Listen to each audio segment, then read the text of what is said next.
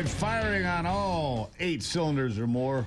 Kicking off another brand new hour here on the Steve Gruber Show. Thank you for stopping in. Greatly appreciate you being here. We're fighting for you every single day from the foxhole of freedom here in the heart of America. I mean, somebody's got to do it. I'll give you better analysis than anyone else and guide you through this wilderness of stupidity. 3 big things you need to know this hour. Number 1, a massive coordinated cyber attack had Twitter on the ropes most of the day yesterday as they kept getting knocked offline. Elon Musk says that attack came from Ukraine. Number 2, in a move that's long overdue, especially in light of what we have witnessed in the floods of North Carolina and the firestorms of California, President Trump giving more power to states and individuals in disaster areas. And number 3, I want to discuss America first this hour. I want to consider the things we're doing to make America stronger, America safer, America richer. I see President Trump and his team doing this every single day, and it makes me proud that we have our hands back on the wheel again. And it all starts with sensible policies. On energy, really. Look, this country runs on mass quantities of cheap energy. It always has. And anything short of that will strangle America's economy, the strongest in the world. And from our economy comes our strength. It's not about land mass. That's nice.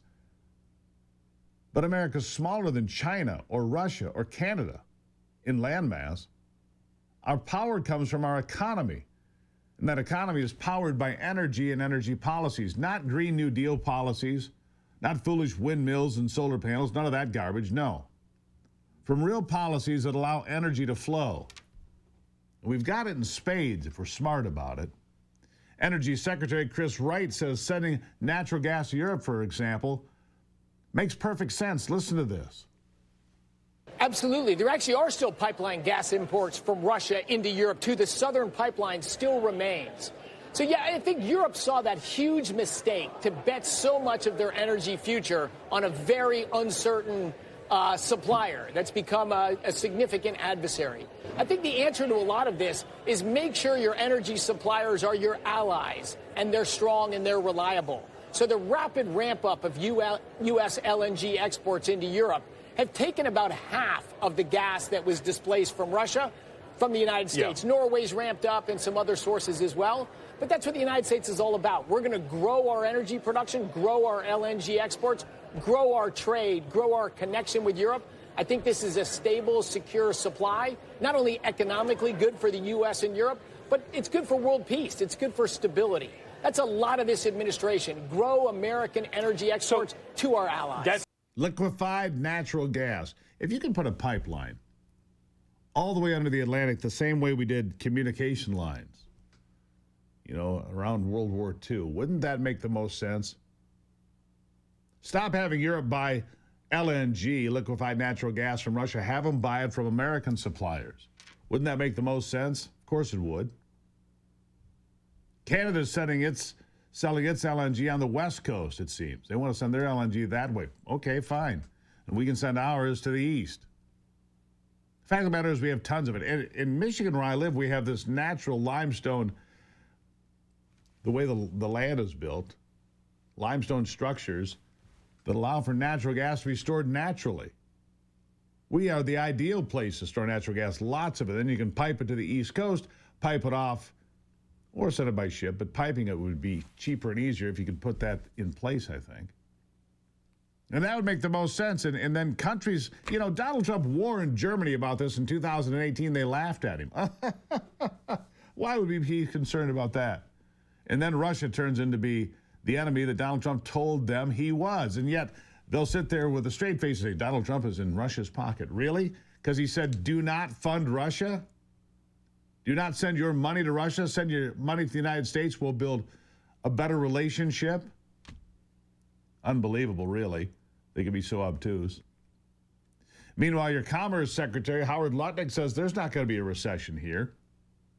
There will be no tariffs when the dust settles. We're going to get this all figured out. But tariffs are an important tool now, but not in the long run. Here's what he said. Anybody who bets against Donald Trump, it's like the same people who thought Donald Trump wasn't a winner a year ago. Donald Trump is a winner. He's going to win for the American people. That's just the way it's going to be. There's going to be no recession in America. What there's going to be is global tariffs are going to come down because President Trump has said, you want to charge us 100%?